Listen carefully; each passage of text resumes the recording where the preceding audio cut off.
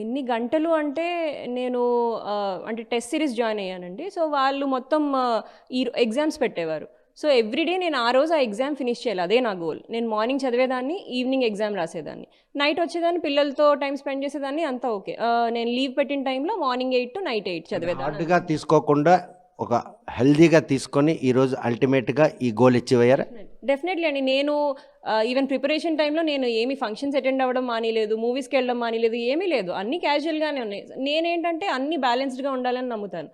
ఒక పక్కన ఎంజాయ్ చేయాల్సిన టైంలో ఎంజాయ్ చేస్తాను, పిల్లలతో స్పెండ్ చేసే టైంలో పిల్లలతో స్పెండ్ చేస్తాను, చదవాలన్నప్పుడు చదువుతాను, అంతే. సివిల్స్ దుక్కు ఎవరైనా చూసినట్టయితే ఎట్టి పరిస్థితుల్లో పుస్తకాలతో కుస్తీ పడితేనే అది సాధ్యం అవుతుంది అన్నదానికి మీకు ఈరోజు లభించినటువంటి ఏదైతే మీ కళ సాఫల్యానికి రెండు బ్యాలెన్స్గా కనిపించదు. పుస్తకాలతో కుస్తీ పట్టడం అని కాదు, కానీ ఇప్పుడు రైట్ పుస్తకాలు, ఇప్పుడు మీరు ఏదైనా తీసుకున్నారంటే దానికి చదవాల్సింది చదవాలి.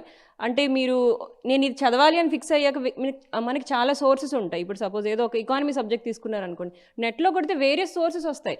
అన్ని కనిపించినవన్నీ చదివేయాలని కాదు, నీకు ఏది కావాలి నువ్వు అది ఫిక్స్ అవ్వు, అదే 10 సార్లు చదువు.